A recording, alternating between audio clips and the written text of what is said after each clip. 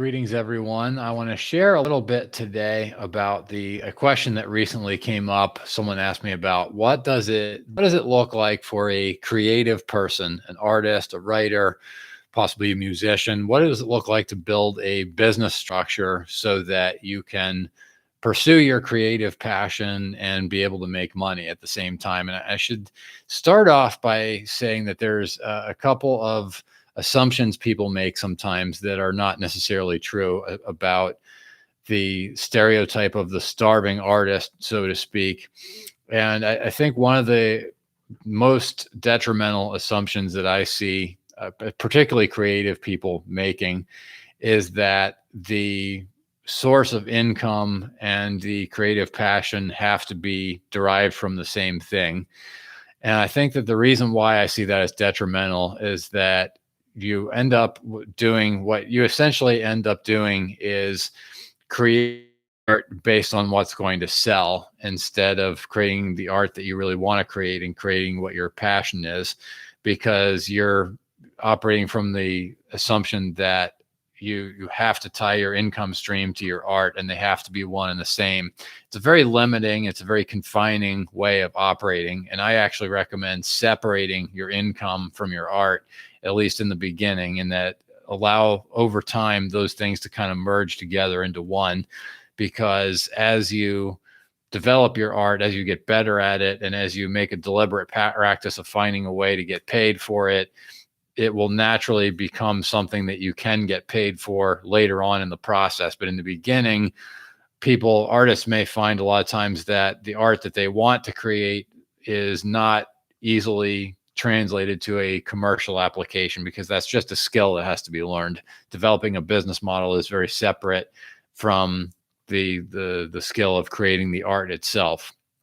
So I would recommend, first of all, with creating a business model around art, first thing I always recommend doing is creating a personal cash flow plan, thinking about how much do you need to make in order to have the bills paid every month? What's the total amount? So think about things, just add up all of your regular consistent expenses and then figure out how much you're spending on things like groceries, other expenses like that, your staples that vary a bit, and figure out your average. I always recommend going based on a worst case scenario, and then factor in things that don't necessarily happen every month, like oil changes and tires on your car, things like maybe periodic servicing of an HVAC unit if you own a house, other household types of repairs that may come up, and software subscriptions, all that kind of stuff. I mean, if you have to, you can go through your bank statement and figure it out. But I also, my general go-to recommendation, I think it's worth spending the money on.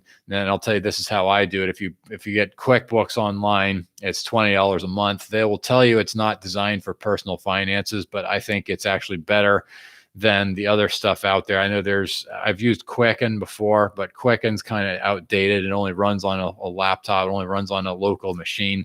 Doesn't run cloud-based. I think it would be great if it were cloud-based, but it's not. And then there's Mint. Some people use. Frankly, I'm not a fan of it just because the reports are very inflexible, and it doesn't have what's called a reconciliation feature. So either there's very low confidence that the information is accurate. I generally recommend QuickBooks Essentials. Reach out to me. I can get you a discount on that if you want to go that route, but I don't want to that's not the point here. The point is I think it's best to have some kind of accounting software if you have multiple bank accounts and credit cards.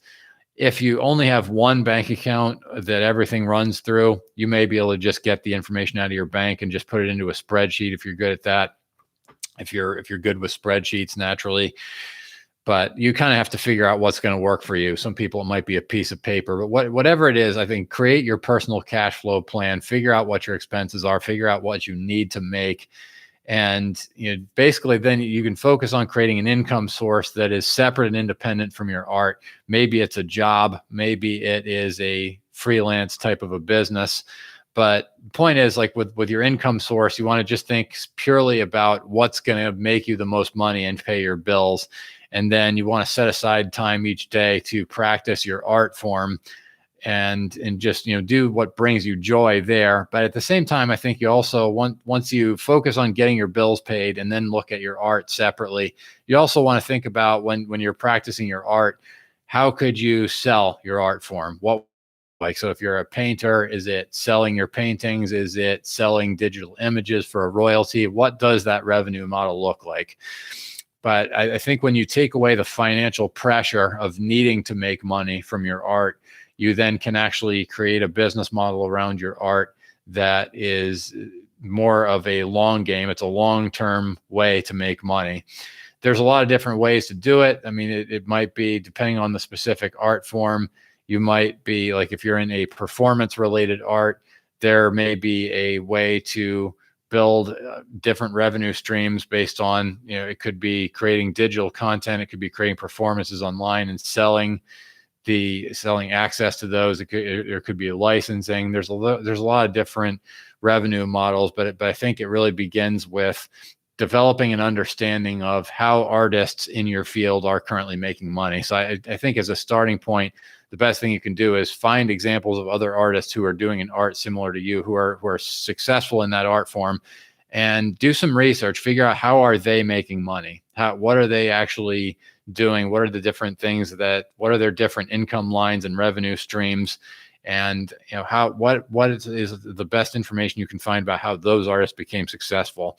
I think it's always, you're always better off copying success than trying to reinvent the wheel, in my opinion, when it comes to developing any business structure. But it's a really important topic that I think a lot of artists and creative individuals don't automatically know how to do, but it is a learnable skill. It's not something that you have to be born with some kind of magical superpower for. It's just a matter of there's knowledge you have to absorb, and there's certain habits that you have to adopt and integrate into your daily routines. But I believe anyone who is willing to apply themselves and put in the effort can certainly learn how to create a business model. And it's as evidenced by the fact that it's been done so many times before. That's what I got for right now. There will be more videos coming soon.